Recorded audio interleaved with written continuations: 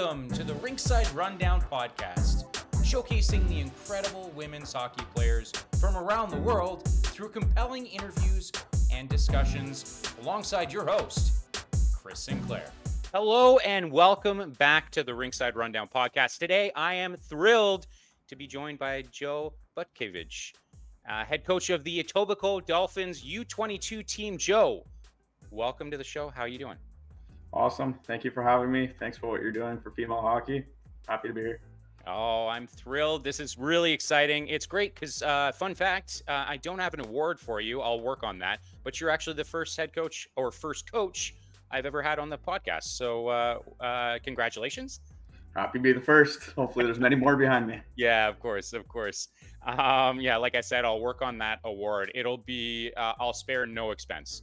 I wanted to know, there's no better starting point to these kinds of conversations than an origin story, you know? So what was it about, we'll start with what was it about hockey that really drew you to the sport? Before we get into your coaching side of things, talk about what was it about hockey? Yeah, I grew up in small town North Bay. Like from my parents' back deck, I can see the North Bay Memorial Gardens. Education early on wasn't the big focus for me. It was hockey, and I knew I had to go to the rink go to school in order to be able to go to the rink at night. I was a rink rat for the North Bay Centennials, now the North Bay Battalion. Throw my bag in the corner when I got home, grab a snack, and 2 blocks, I'm at the North Bay Memorial Gardens. So I grew up in and around the Zamboni drivers, players, Bert Templeton, who was a very close family friend, season ticket holder there. So hockey's been my life. I see a lot of people reach out to me from back home and, they see some of the success or, some of the opportunities I've had, and nobody seems too surprised because hockey's been pretty much my everything since I've been put on this earth. So it's been great. Hockey, I was a goaltender growing up, but hockey's been my passion. It's everything to me, from World Juniors at Christmas to Spangler Cup to Women's World Championships, watching women's U18s, Women's SO Cup. It's been something that's been at the forefront, and now being able to watch the PWHL during the week, it's awesome. Yeah, it's got to feel really rewarding, and obviously we're going to get into a lot more of your coaching stuff in a moment. But it's, let's talk about it now. It's got to feel really incredible, especially with your time in a number of different women's programs, to be able to now see that there's ultimately a destination for them, rather than before where it was, sure, you can play to collegiate, and then you may be able to play overseas, but really you probably should focus on that degree or that diploma in university, because that's probably what you're going to fall back on. Yeah, I've up until this year, I always told my players that their university choice and their scholarship was their $1 million contract. Well, I guess that's kind of gone out the window now. Obviously, education is paramount, and I still think that they're student athletes, not athlete students, and they need that education. But there's something now that they can aspire to be, and something that has visibility. And if you can see it, then you can be it. So that's huge now for young girls that want to make a living in hockey, which is awesome. And not just something to get by. That there is meaningful money that is being spent in the PWHL for salaries. Okay, let's talk about, and again, we're going to get into the PWHL and your perspectives on that, and just kind of being, especially your coach. I would love to hear your coach's perspective on the PWHL. But speaking of being a coach, you've mentioned how important coaching, or how important hockey has been to you. It runs in your blood, it feels like. Could you talk a little bit about how you decided that you'd been on the ice, but then now you're a coach? Like, what went through, or what was part of that journey for you? Yeah, I like that you said coaching's part of who I am too. We got married at center ice, the North Bay Memorial Gardens on the concrete. So yeah, it's definitely in my DNA what we're about.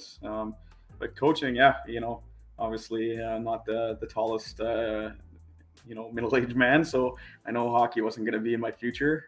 Maybe on the development side, which led me into coaching. So I did a lot of stuff back home in North Bay with the North Bay Ice Bolts at the time, with goaltending development, helping my sister's teams growing up. And then, I transitioned to coming down here and working with some boys, Markham Waxers teams as a goaltending coach, doing that. Then I was fortunate enough to work in the CWHL for the Brampton Thunder as a goalie coach for a year, and then I got involved with the Markham Stouffville Stars, and I became a head coach there for 2 years, 3 years, I believe it was, at their U18 AA program, and then the opportunity presented itself in Etobicoke, and I jumped at it. I didn't know if I was ready at the time, but yeah, it's nothing earth-shattering the way I got into it. Opportunities presented themselves, and I also think that non-parent coaches are essential at these high performance levels.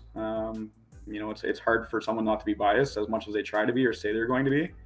I think it's essential. So these volunteers that are out there that are on the front lines of coaching, that are giving their time and volunteering, are crucial to the future of hockey. And you see reports coming out this week that the numbers in hockey are dwindling in Canada.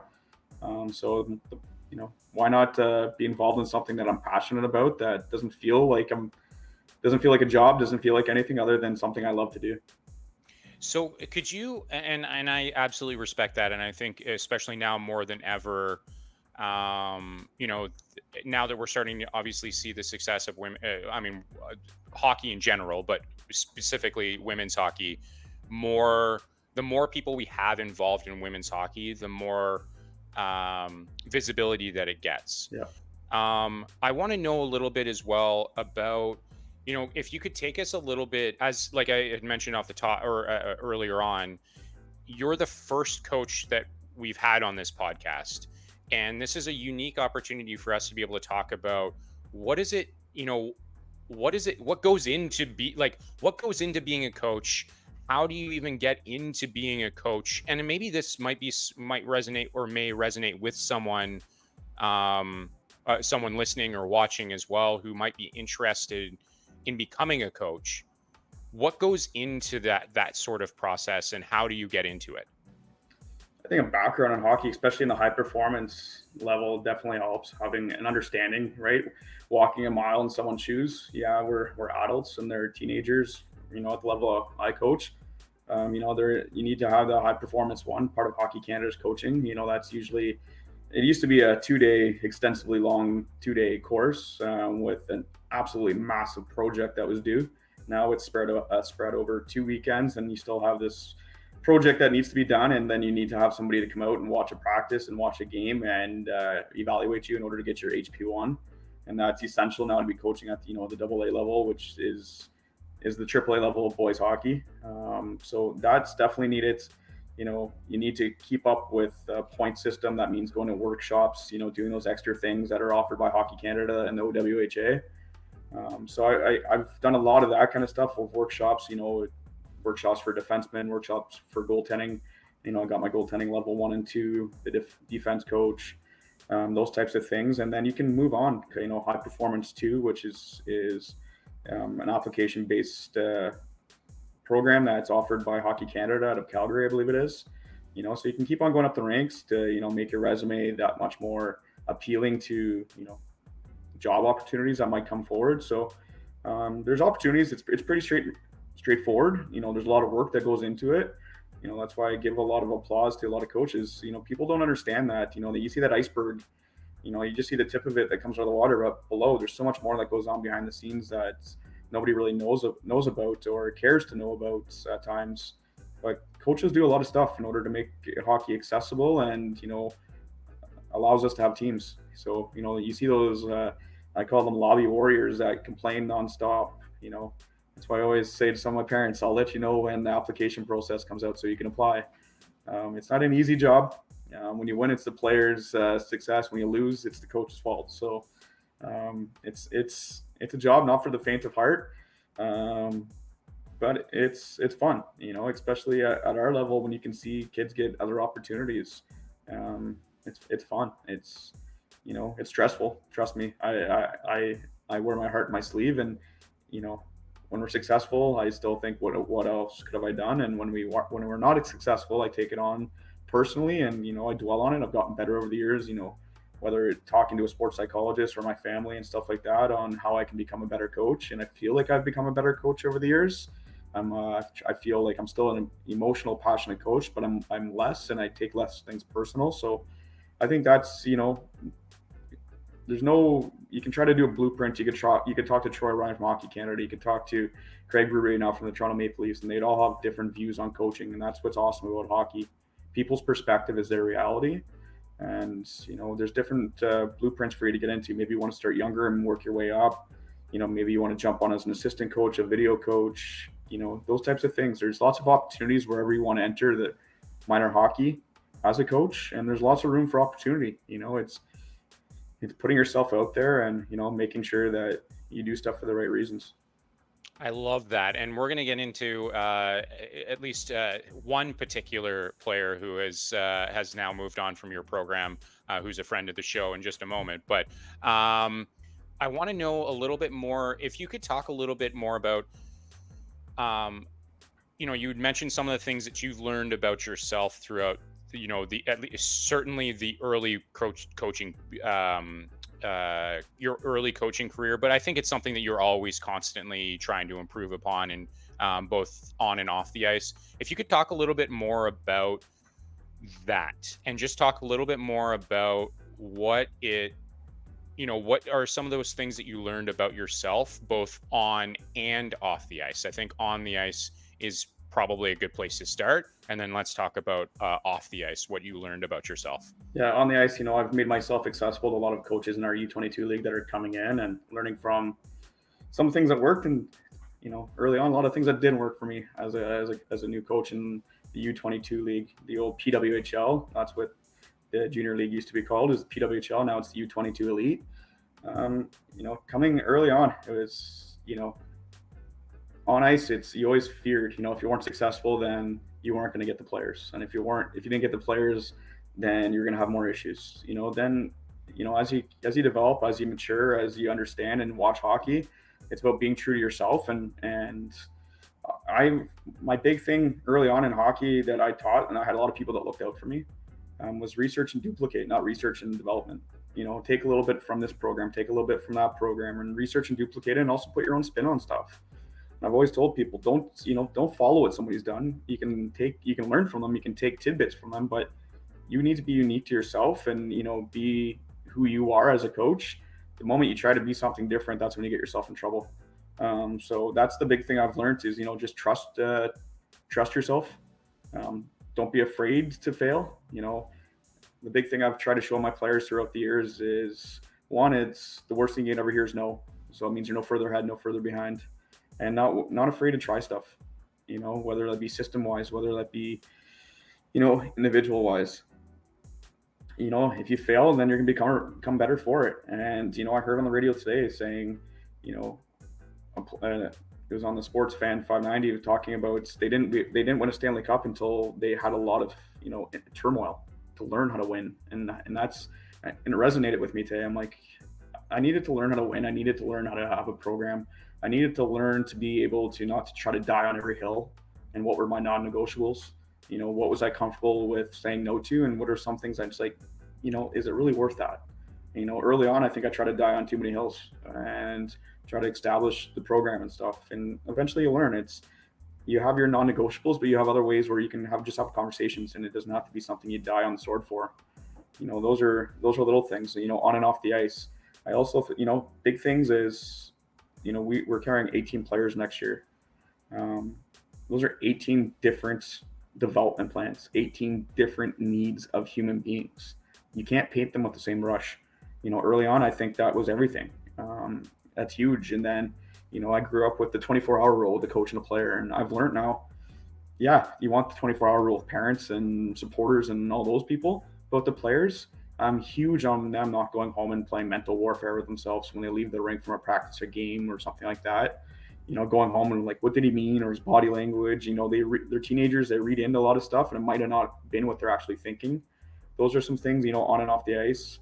I think one of my strengths is reading body language, from the moments that they step foot in the program throughout the year, knowing that something's off, something's not well, and I think that's a skill that I've developed over the years of learning when somebody's not ticking, properly, they're not themselves.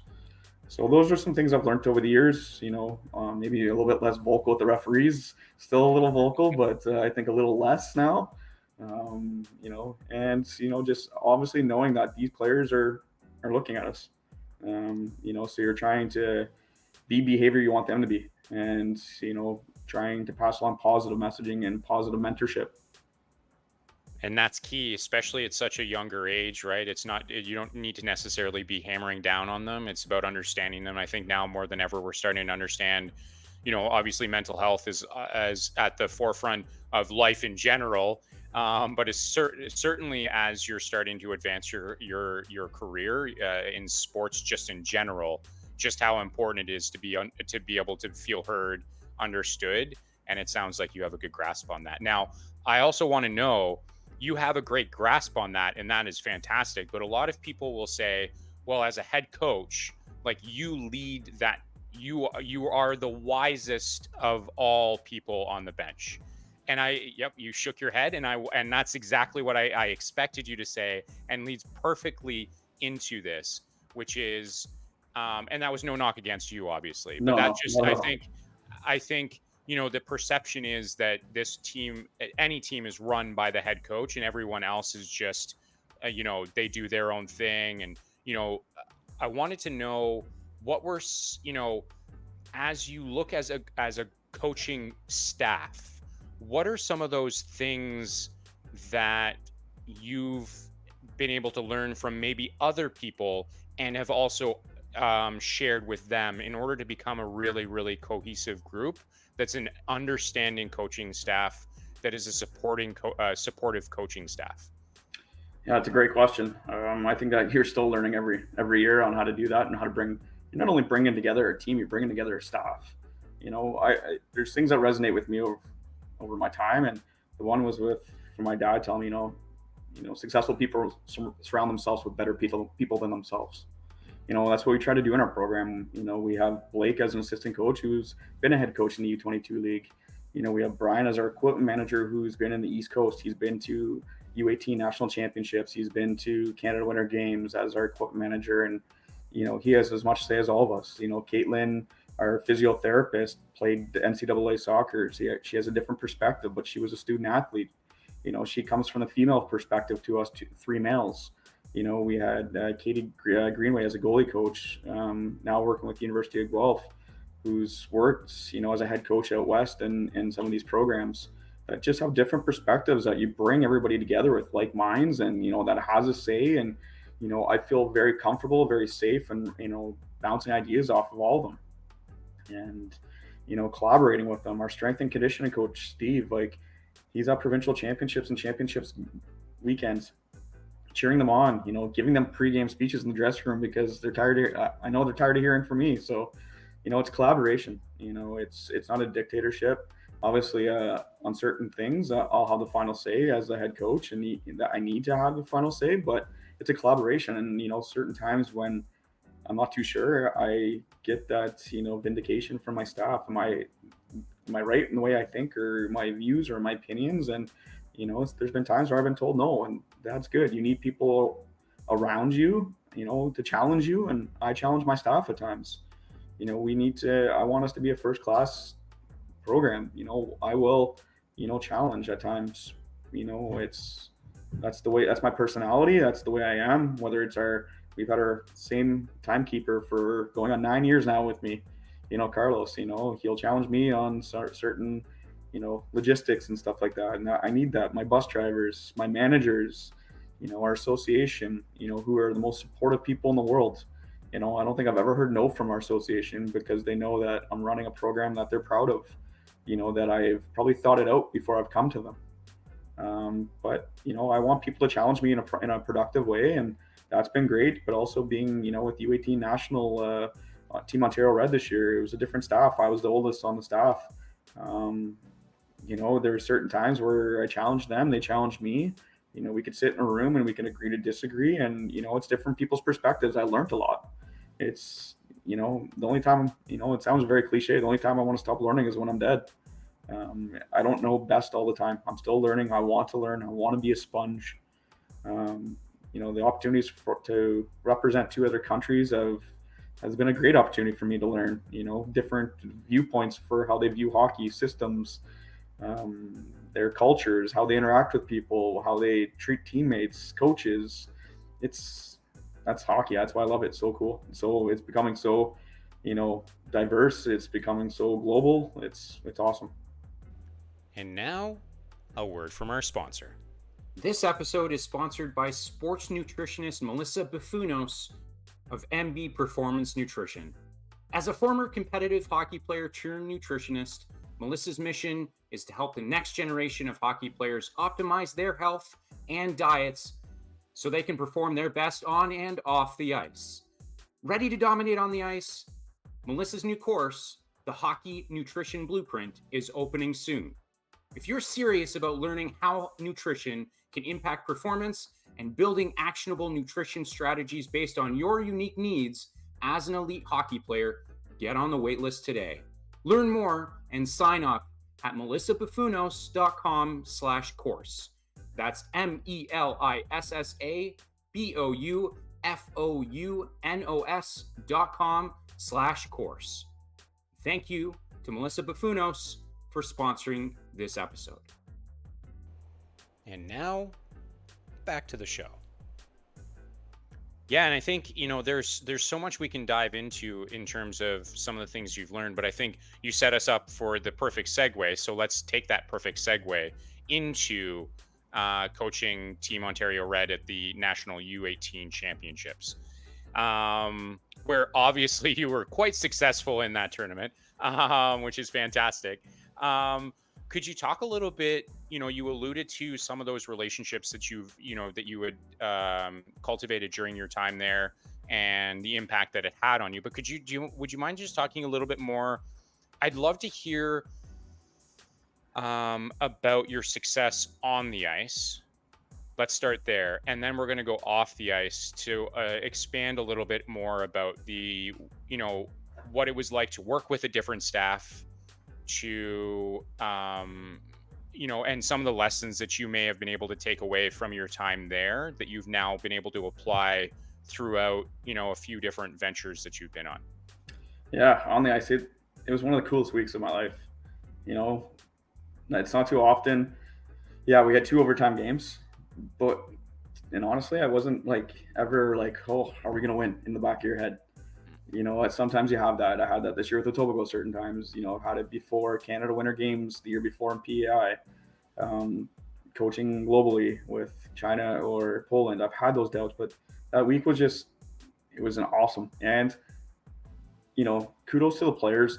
They bought in and never challenged me on anything that I threw at them or my plans or, my approach. And I would have been acceptive, to that, but they believed in me, which was, was great to have that belief from the players, from the staff, just from day one. It was awesome too. We had training camp at Nottawasaga Resort with Team Ontario Blue and a younger team that they usually bring out to play. So it's a 3-team series. In our last game, we lost to Team Ontario Blue. We peppered them with shots. We just cannot buy a goal. And we lost that last game. And there was just this buzz around the rink, like Team Ontario Red, like you're supposed to win. And I walked in and I said, that loss just won us a national championship. We needed that. We needed to show that we weren't invincible. That if we didn't bring our A game, we could lose on any given day. We were marked territory. We had the bullseye on us going to nationals, that we needed to bring our A game every single day. We need to be prepared. We need to do everything, preparation and mental and, sleep and food. And we had those conversations. We had some good meetings. They were receptive. They bounced back when challenged.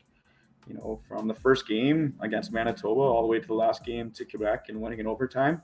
We had a game against BC in the round robin where it was 3-2 after the first. I'm like, this game could end 15-14 the way we're going right now. And we had 2 unbelievable goaltenders in that. And we went toe for toe with BC. And I was like, this is a preview of the finals. You have Chloe Primerano, Graham, you have some other players on that team that are unbelievable hockey players that, match the skill with our Team Ontario Red players. We found a way in the third period to put them away. And, they stuck to the plan. They trusted the plan, trust the process. A lot of my Etobicoke players heard that and they knew where I was coming from, but I made sure the mood was light, from everything. We went for daily walks and behind the rink was horses. So every day, we went and pet the horses and went through and did all that. We didn't change much, but we had fun. I'm a jokester off the ice. On the bench, when that puck drops, it's business. We can have fun, but away from the rink, you want people to see that you're human too, that you're not this, just business all the time kind of coach. So all week was awesome on the ice. We were challenged, but it was a good vindication too of beating Team Atlantic. We got beat as Team Ontario at Canada Winter Games, and PEI upset by Nova Scotia. The game that was heard around the world, it felt like, when we lost 2-1, I think it was, and Raya Stewart stood in her head for 60 plus saves. So, it was good vindication for our players that were returning, and they used it as that. And we got messages from alumni that were at university, and, payback and retribution, like, it was not in a malicious way, but like we did something that we wanted to do the year before. So it was a great week. Dawson Creek put on a great event. On the ice, we had 4 lines, 6D and 2 goalies that were up for the task. We were tested at times, but we handled it properly. Team Ontario blew, in overtime, took us to overtime, and we were fortunate enough to 2 overtimes, 2 power play goals in overtime. So the hockey gods were on our side. You need that as well. You need puck luck. You need the calls to go your way. But it was a great event. I was fortunate enough that I think I had six of my own players on the team. They get me. I think that also helps to, let the other players know, what I mean by certain things. And I put my English at times from Northern Ontario is probably not the best. So, what does that mean? Or, why does he have an accent? It's because I think once you get past Aurelia, we have a little bit more of an accent from up north. Yeah, I would agree. I would agree with that. As a fellow country boy myself, could you talk a little bit about, and we'll get back on track here in just a moment, but could you talk a little bit about what it was like what are some of those messages that you're sharing with your team, both on the bench during a game, especially if maybe, you're peppering a team with shots, as you've mentioned, and just nothing's going through. And also, what are you saying, both when in the locker room when things are going really, really well, but I think almost more importantly when things aren't going well? Yeah, it's keeping the mood light, right? And I've been fortunate enough the OWHA's, 2 years in a row has given me opportunities to be an assistant coach with Team Ontario at Winter Games, and now head coach Team Ontario Red. But taking stuff away from your own club play when you've been in championship games, which we've been fortunate enough to be in a few. So it's learning. It's you lose and learn, or you win and you learn, and you keep on trying to do what you did until it doesn't work, and you go back to the drawing board. So when it's a goaltender that's standing on their head, you got to get traffic and take away their eyes. They can't save what they can't see, and you need a little puck luck, something going off the stick or a shin pad, or rebounds, shooting for rebounds, those types of things, getting pucks and people to the net. Very cliche, but it's harder. It's harder than you think at times, and especially when every team is protecting that area of the ice. On the bench, right? It's knowing your players too, and knowing players that you can crack jokes with to kind of cut the tension, and players that that don't do that. So that's the don't fly zone, because you're gonna rattle them and let them just be in their intensity zone. So it's living and learning and being in moments, and I think that's what helps with coaching is when you get opportunities and being put in here. PEI prepped me for Dawson Creek. Coaching and with Team China prepped me for Etobicoke, prepped me for PEI, prepped me for Dawson Creek. All these things are just built me into the coach I am today.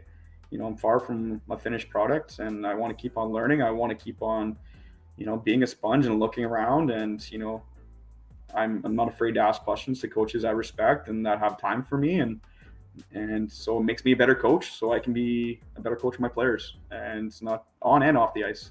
So I'm a huge person that just sits back and reads a room and watches people and watches, their body language, or watching in scenarios. Okay, I would do this. What are they doing? How does that work? I'm going to adopt that practice. So certain things like that. And of course, leaning on your assistant coaches, right? It's nice to have, I had Carly, Michelle, and Brittany as coaches, and having Brian as my equipment manager and Sarah that was there as our physio. I've worked with Sarah in the past at events. I was a goalie coach for Team Ontario Red and Blue in Morden, Manitoba when Team Ontario Red won out there. So another perspective is coaching for me through the OWHA, which has prepared me, and yeah, it's also having a strong network of people that support you. Those messages after events or those messages before events. Just be you, or good luck. You deserve it. That gives you that affirmation of, okay, I can do this. Even sometimes you're like, oh boy, what did I just sign up for? Yeah, and I think what's unique about being able to chat with a coach is that I think from the outside you're always looking at, and I kind of mentioned it earlier, but a coach, especially old school, and this obviously is certainly prevalent in the NHL, but a coach is always someone who's perceived to be just kind of a drill sergeant and I expect you to do this, I expect you to do that, you will run by my system, and that's it, that's all. But it's really interesting and really fascinating to hear that it's, now more than ever, it's not about that. It's about how you connect with a player, and you've mentioned it, how you read a player, right? And it's not just reading a player on the ice, which is obviously important because you want to be able to provide them constructive feedback. It's about, like, your approach there, maybe tweak it here, tweak it there, those sorts of things. But it's equally as important on the bench too, right? Or as well as in the locker room, where you want to be able to read a player to know, this is when I lean in and give feedback. This is when maybe I take a step back and just let them deal with what they need to deal with. And because they know, I know them, and they know what they did and they could have done differently. And is that a fair assessment?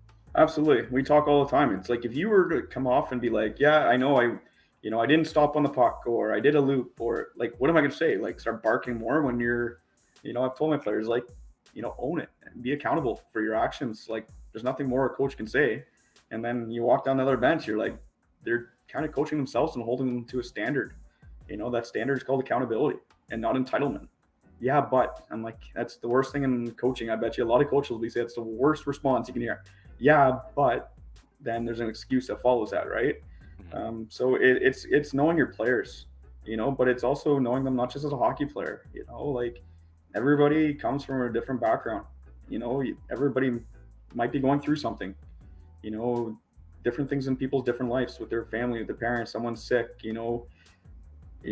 Someone's struggling in school. Somebody personality wise is dealing with stuff. Like, you just never know. So it's that empathy thing, and I think I've come a long way as a coach like that. And I think I have a very supportive family that have taught me how to become a better coach, better person, how to tackle things, or just affirmation at times, like, yeah, you did it right, or no, like, why'd you do that, and that's great, like that. And my assistant coach Blake, who's become my best friend, like, he's not afraid to tell me that I did something wrong, or he's like, no, like, you're right in your assessment. Same thing with Brian Stittle, our equipment manager, Caitlin too. We're all in all the time, and it's awesome to have that, and they all have their say, with the athletes. And I will always back up my staff, like, they're volunteers. um, they're helping their players. They care as much as I do. So again, reading people it's a skill too, right? Reading body language. And I've had in the past, how'd you know that? Well, your body language screams something that words are not. So it's getting to know them, and having conversations, having check-ins. How's school, how's life. I try to pick 2 to 4 players every single week to just check in with, a practice on the ice. How's school today? So they, oh, I had this exam, this sucked. And you start getting to know stuff. Well, they're not very good in English, but they're amazing in math. They did something in a different sport, multi-sport athletes, they did that kind of stuff. Or, oh, maybe mom's sick, how's mom? Oh, today's a better day than yesterday. Like, you getting to know them like that, it's more than just hockey, right? This is a thing that perhaps these young ladies and these young athletes for the real world. Some will go on to maybe one day, knock on wood, to play in the PWHL, but maybe U22 is their ceiling, maybe universities their ceiling. So there's life is bigger than hockey. Yeah, and I think that's an underrated thing. And again, we go back to how important it is to, more broadly be able to connect with players and be able to connect with, it's not just a player, but it's connecting with the person, right? And I think that's something that I hope we see more of. And I think that you've been in also a unique position because not only have you been able to connect with, the U22 with the Dolphins, but you've also had the opportunity to coach with the Chinese national team, as you've mentioned earlier, as well as the Polish national team. So I kind of wanted to know a little bit about, like, how did those opportunities arise, and then also what were some of those, this is, I feel like this this episode is all about what did you take away from it, or what experiences did you take away from it. I think that's become the thread throughout this conversation, which is great. But I also do want to hear about what were some of those things that you were able to take back from those experiences with the Chinese national team as well as the Polish national team, especially coming from someone who has Polish background. Yeah, start off with the Chinese team. It was their U18 team, and it was, oddly enough, the World Championship that year was in Poland, out of where I was just training out of. So it was like a reunion of sorts. But one of the coolest moments of my life is my wife and I, 2020, I believe, Christmas Day on the Great Wall of China. So pretty cool to be able to do that. And hockey afforded us that opportunity. I still remember that the Chinese team came over to Ontario, and we were training out of Markham, Ontario. And the first time I got on the ice, I said to my wife, I feel like I'm in a rerun of the Mighty Ducks at the beginning of the movie. I was just like, oh, we are going to get absolutely killed at this World Championship. So we trained here for a few weeks.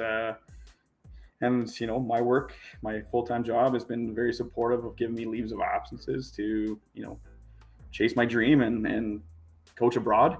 Then we spent, I think it was 2 to 3 weeks in China in preparation for Poland. So, northern China. So, very cold. You have 2 translators on the bench. So coaching takes double the time because you have to talk to translator. Translator needs to talk to the player.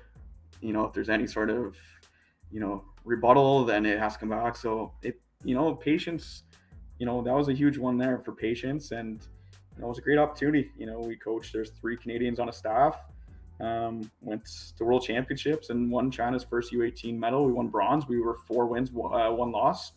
We lost to the eventual gold medal winners. It was a phenomenal event. It was eye-opening. Taught me lots, patience, working with translators, reevaluating what your success is for a team, skill sets. You had to reassess different things. You're accustomed to one skill level, then all of a sudden you're like, how do you not know this? But then it's like, well, they don't know what they don't know, so you got to teach them. So that was a fun opportunity. World Championships. It was very old school. It's like the old World Juniors, where it's just round robin, and whoever has the best record wins gold, silver, bronze. So there's no playoff format. Pretty cool to watch the Polish fans, noisemakers, drums, and I was like sitting there, eyes like, this doesn't happen in North America, in Canada.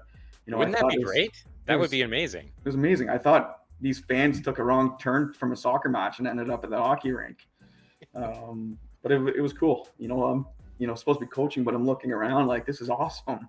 So that was very cool. Different things. Takeaways were patience. Takeaways or I had to learn how to communicate better. And not just assuming they knew stuff, and reaffirming stuff. Going through stuff, but also earning their trust. Like, who are you? Like, you don't speak my language. You're not from my country. Like, why should I trust you? And eventually they trusted us, and we got rewarded for that, and it was a fun event. I think it helped the Chinese Federation earn respect on the international stage. And then going to Poland this year, it's eye-opening to say the least. This is with their senior national team, so I go from U18 to senior national, and very eye-opening. A country that wants to get better, but I don't think they're at the stage yet to cross that finish line to take the next step. I think they have to want to adopt a lot more high performance practices before they can take that step, and I think that starts with their athletes wanting to do it. Their older athletes, I think, are set in their ways. Their younger athletes get it.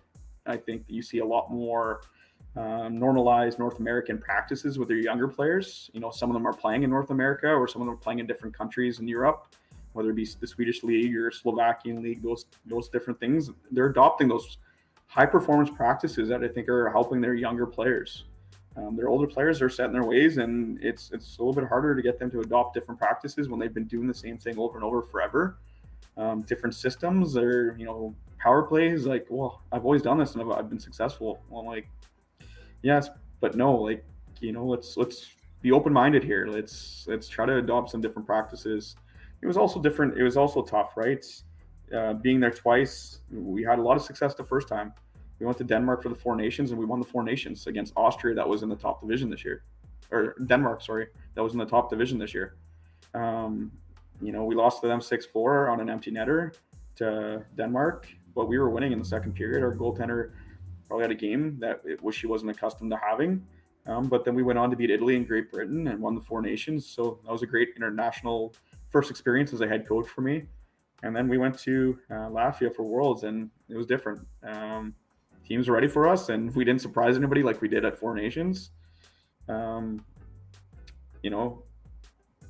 Great experience, but mentally draining and mentally testing experience. Made me a better coach, made me more resilient. Again, there's a language barrier at times. I think there's when you arrive the second time and you have 6 days and 6 days before World Championship.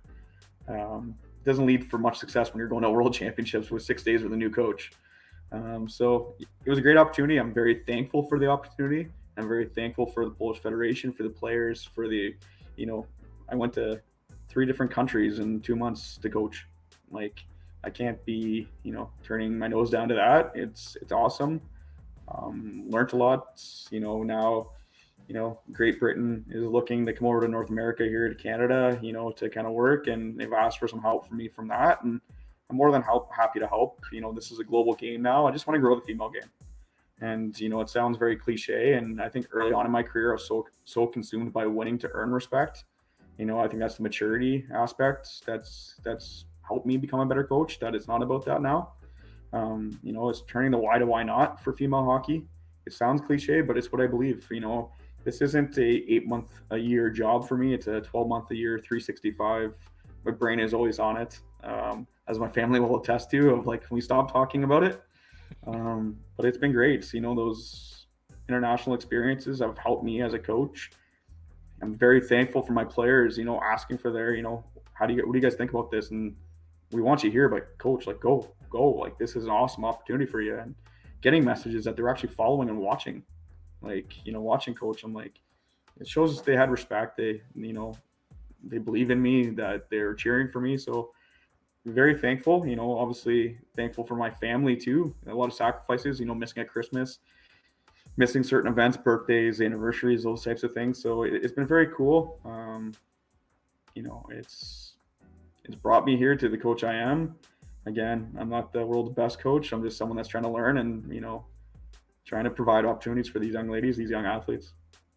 Well, I can tell your the impact you've had on these players, and obviously every opportunity that you've had, you've been able to clearly bring back a lot of things for you personally, which is incredibly important, but also you as a coach. And the good news is we have at least one thing in common, and that's our unrivaled passion for women's hockey. I talk to people and they're like, Chris, like, please just pause for a second. I need to think about something else other than this. So I feel you on that. But I could talk people until I'm blue in the face.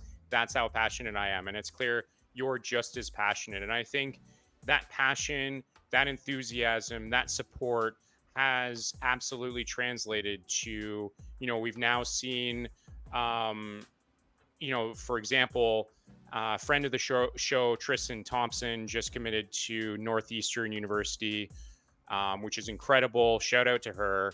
I kind of want to know, before we get into the PWHL itself and what your thoughts are on the PWHL, I kind of wanted to know, when you see your players commit to the next step in their career, especially knowing that there is the potential for the PWHL at the end, which is the best league for women's hockey.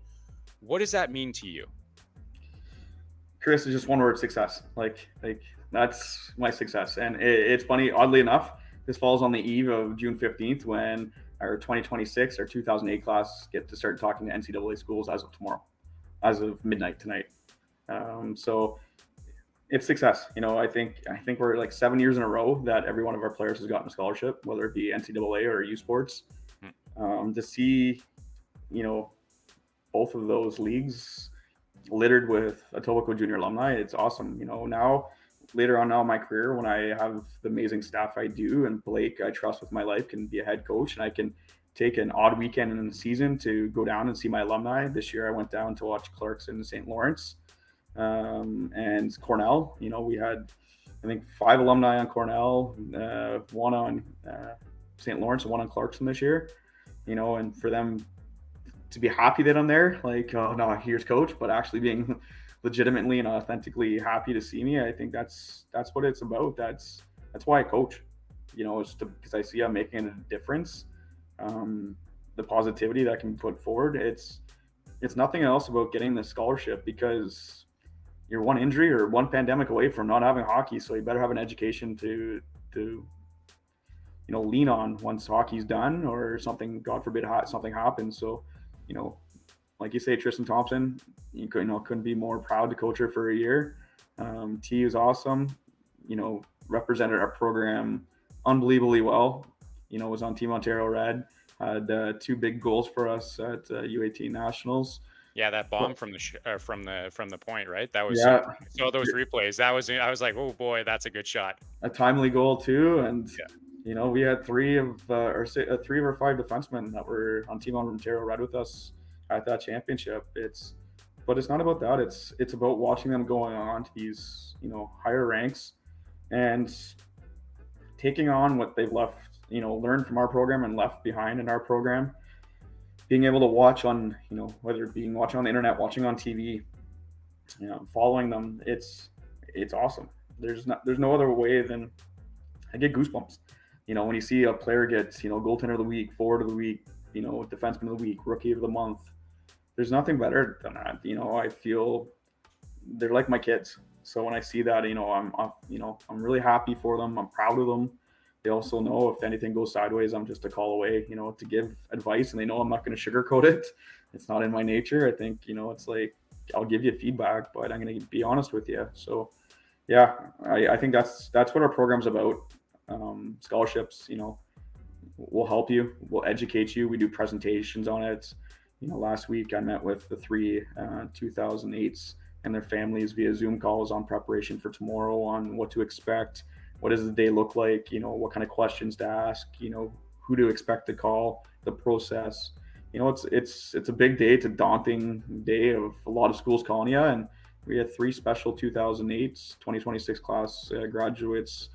They still have 2 more years in our program, but they're about to embark on one of the biggest things in their life to this point. So yeah, and scholarships are key. And if, I hope you can come by our rink one day. We have a graduation board outside our dressing room, and it's littered with, our graduating players and where they've committed to. And very proud to look at that board and to see that board. Yeah, that board, I feel like, would be, every time you walk by it, is quite the inspirational moment. And I want to learn a little bit more about, those conversations that you're having, but I'm also mindful of your time, and I really want to get to, because I think those are really important, right? Those are these, I can't imagine what those conversations would be like. So this just means I'll have to have you back on so we can have those conversations as well. Because I want to hear also, obviously, as a quick aside, congratulations to every one of your players who have been, or anyone else who has been a part of this program, past and present and future, as to what's going to happen. Because I watched a game this season, and I was like, they are playing in the wrong league, because the Dolphins are next level. I think the final score, if I'm not mistaken, was like 8-2 or something, 9-2 or something like that, if I'm not mistaken. It was not even close. It was such a good game, thrilling from start to finish. So there's something really special happening in Etobicoke, and I'm so glad to have you on and to be able to discuss this. I want to know, when we talk about those next steps in a player's career. Now we have the PWHL. The PWHL, there's an incredible reception to the PWHL, which I think from the outside, a lot of people would say is surprising. But when you followed women's hockey, sometimes the crowds may not have been the biggest, but the crowds were always the loudest. It doesn't matter, small, big, it doesn't matter. The crowds were always the loudest. And now we're starting to see, we've seen a league that has showcased the women's game at a level that everyone was so desperate to see. I want to know, as someone who is involved in women's hockey, what does it mean to you to see the reception of the PWHL as we've seen it? I was fortunate enough to get to one game 2 of the playoffs, Toronto and Minnesota. Like, sitting there with my wife, I'm like, I have, like, my bones are like rattling right now how loud that was, and it's authentic. They played in a smaller rink at the Ricoh Center or Coca-Cola Center or whatever it's called now, but it's louder than Scotiabank Center. Mm-hmm. Like, because you have all those people are sincere fans. Like, I'm not saying that Leafs fans are not sincere, but you have every person in there that's literally cheering. They're not just sitting down and minding their business. Like, it's loud. Like, it's so unbelievable. And I think from Etobicoke, our team, literally half of a foot next to our dressing room was Toronto PWHL this year. So while their dressing room's being built, they were directly next to us. So when we came into practices or games and stuff, we were crossing and interacting, and Emma Maltese telling our players good luck, as our players come back from warm up, or they're on the ice right before our 1 hour practice before our game. I'm happy to see that for our players. Like, seeing is believing. You can watch it on TV, but authentically being like right next to them, I think it inspires the uninspired at times. There are people that are like, maybe, it's a pipe dream or it's not going to last. Well, PWHL is here to stay. Like, it's only going to get bigger. It's going to grow. I've always said Toronto did it right in the Coca-Cola Center, and TMU's rink for most of the season. But they had playoff games at Coca-Cola. But they did it right with TMU. Build a buzz, and harder to get tickets, so people want to experience rather than going to a bigger building where you get those those doubters. Well, look at the empty seats. Well, there's a lot of empty seats around the NHL. Mm-hmm. That's why there's a team going to Utah, because there's empty seats. So it isn't just female hockey. It's hockey in general at times. If it's not a good product, then it's not going to get to support it. But I think all 6 teams did an unbelievable job of representing the future of female hockey. Again, it's so true that if you can see it, then you can be it. We talked about this for so long. The CWHL was amazing. That it was a great league. The NWHL, all those types of things. But those people still had to be hockey players, plus had to have part-time jobs or full-time jobs, and hockey was on the side. Now, the hockey in the world's only going to get better. Look how many. There's, I think, 19 countries that had people declare for the draft. And now when people can and not just Olympians, in an Olympic year where they come together, but now when you have these athletes that can just train on a full-time basis and have strength and conditioning coaches, nutritionists, physiotherapists, the game's only going to get better. Like, we're just scratching the surface. And I think you're going to start seeing that, you go out to a restaurant for dinner, and you go in there on the big screen is PWHL, and I'm just like, I thought I would have to ask for the game to be on, and you go on and it's on now. That to me, it's like, wow, like, we are in 2024, like, it's being accepted. And I think you're starting to see it now too, of you have the dads, right? The sports dads, the hockey dads that respect female hockey because their daughters play it, and they see that it's a much different game than the men's game. Yeah, hockey, puck, equipment, blue line, red line. Both, genders play the game completely different. And it's so cool to see the way the PWHL has come along.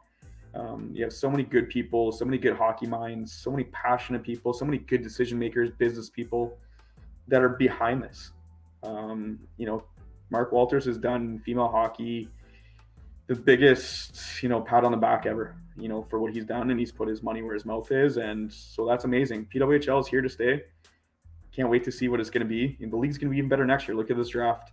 Sardakny, Fillier, some of these players coming in. It's going to be quicker. It's going to be faster. It's, look at a Megan Carter going to Toronto, and I'm like, I coach against Megan in the old PWHL, and there used to be the Megan Carter effect. Now that hitting's allowed near the boards, Toronto PWHL definitely got a player that's meant for that league, and it's going to inflict a lot of bruises on opposition players. Okay, so we have one final segment. So thank you so much once again for your time. But I do have one last question before we get to that segment. And I want to know, does seeing the PWHL, the success of the PWHL, what does that do for you as a coach as you're looking at a team in front of you? And, knowing that now there's going to be even, the talent is just going to keep pouring into the league. What does that do for you as a coach? How does that make you feel? It must be incredible. Yeah, I think you feel the energy, especially because for the longest time, I was like, oh, I'll go do my 4 years in the States or 5 years in Canada at university, and I'll move on to becoming an adult. I'll be paying taxes and doing all those types of things. But now that they can see, if I keep on pushing, I can get in that draft, and who knows where it takes. Maybe I'm a first line player currently, but I'll happy to be a fourth line player and playing pro hockey, the NHL, female hockey, and making a wage, getting a paycheck every 2 weeks from playing hockey. And the thing I grew up loving and was once a hobby, but now can be a profession. I think you see the sparkle in the players' eyes now. Especially, we're very fortunate enough in Etobicoke that they practice out of our rink. They're building a $500,000 dressing room right next to some of our facilities. I think our players are watching from the ground, from that foundation level, the building of this dressing room to, they see how many staff they have. Like the staff Toronto PWHL has is next level. They get to see it from the ground level. They get to see it from year one, from the inception of the league. I think that you're just making these kids excited. Like you're giving them that pipe dream to look forward to. Like boys growing up of the OHL and the NHL, like now they have the PWHL to look forward to. I can go work really hard, get a good education, and if the stars align, I can go play pro hockey. Like that's, would have asked me 5 years ago, I would have said whoever told me that was crazy. But now it's like, this is reality. This is the new day. I'm thankful for everybody that's involved in this. Yeah, fantastic. And you can just tell the response from the players, the fans, like this is just like, there's no better time to be a women's hockey fan than there is right now. And for everyone out there who has been a women's hockey fan, I think I started in 2002, if I'm not mistaken. Like this has been a long road for us as fans, but those players, my goodness, like this is such an incredible moment. And with that, we're going to move into the last segment, which is a scientifically proven way for us to be able to get to know Joe Butkevich. Okay. And so I want to make sure that you're ready for this test. As ready as I'm going to be. Okay, perfect. Don't worry, there's no pass or fail. So this would have helped me in high school a lot for sure. I was about to say that. That would have helped me in university. Yeah, I dropped out. So that tells you that. All right. So if you weren't coaching, what do you think you'd be doing? I think I'd be doing what I'm doing right now in education. I think there's the parallels with coaching and education. I've always been interested in education. I've been a vice principal at a private school. I've been a high school teacher, elementary school teacher in the past. So I think I'd still be in education. So, coaching, I have 2 full-time jobs, as I tell people. Okay, fair. I ask every player this, and this is the first time I've had a chance to ask this of a coach. What is your pregame go-to meal? Honestly, nothing. Oh, wow. The reason being is I am nervous for every game. Okay. So I do not eat. I don't know. Like I've coffee and that's it. Like for any game, like I'm nervous. I'm in the zone. It's always been like that. You ask my families on my team, players or like coaching staff, like, are you going to eat today? Like, no, got another game. Like it's who I am. I wear my heart on my sleeve. I'm an emotional mess at times. This is, yeah. My adrenaline gets going. I'm thinking about 100,000 things on game day. So get the game past, let the nerves and adrenaline calm down, and then I can maybe if you ask me post game, then we can ask that pre game. All right, that brings up the question. Two things. One, what do you take in your coffee? Two, then what is post game meal? Black coffee. Okay. Black coffee, and afterwards, my assistant coach and I, we love to have some chicken wings. So. All right. How do you take your chicken wings? Either hot or I'm a breaded guy with Cajun spice and some medium honey hot mix. There it is. I like that. What would you say would be your favorite coaching memory? U18 Nationals was definitely a key one for me. Coaching memory too. This year, it sticks out for me. It's just something I look back on when I'm struggling with coaching or stuff. But unbeknownst to me, this year, one of the moms told me that one of my players did an essay in school on me on being a leader in their life. So that's something that really stuck out to me. That you don't always know if you're doing a good job, but moments like that you look back on. But definitely winning U18s this year, especially with 6 of my own players and my equipment manager, and that was a huge one for sure.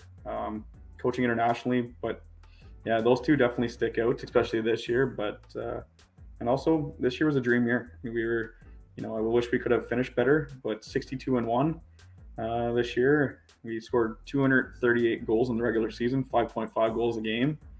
We only gave up 50 in 43 games, so 1.1 goals per game. So this year was awesome. Had a great group of athletes, great staff, great family members. Very fortunate, very blessed this year. All right. Yeah. And like I said, I witnessed one of those games and oh boy, was it great. It was super entertaining. So what is something that still remains on your bucket list? Coaching wise? Either coaching wise or off the ice. Two things, for hockey wise, I want to go watch the Spengler Cup live. I've said that to my wife. It's something we want to watch in person. So Spengler Cup, that's crazy. I want to be in the thick of that. I'd love to go to watch an Olympics hockey live. So that's a bucket list. Outside of hockey, I think I really want to go to Fiji. Or any particular reason why you want to go to Fiji? I've been